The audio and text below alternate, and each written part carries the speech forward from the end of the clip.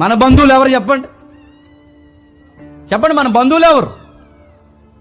నువ్వు బాగా బాగుంటే, నువ్వు బాగా సంపాదిస్తే వారానికి 3 సార్లు చిత్రం మన ఇంటికి చూడడానికి. మనం నువ్వు అన్నీ బాగుంటే నీకు అందరూ బంధువులే, నీకు అన్నీ బాగుంటే అందరూ చూడడానికి వస్తారు.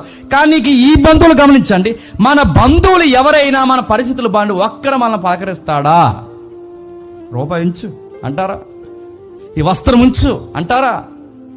కానీ నీకు చుట్టాలు పిచ్చి. నీకు మాట్లాడితే చాలా మందికి అదో పిచ్చి ఉంటుందండి. సువార్త వస్తారు లేదని అది వాళ్ళ ఫంక్షన్ అంటే చాలు సముద్రం దాటని వెళ్ళిపోతారు ఫంక్షన్కి. మీరు చూసారు ఎలా తిరుగుతారు బ్యాచ్ ఫంక్షన్ పిచ్చి. ఏ పిచ్చి అంటే మా చుట్టాల ఫంక్షన్ అండి. నువ్వు ఫంక్షన్ వెళ్ళిపోతే ఏమవుతుంది? సాంబార్ ఆగిపోద్దా?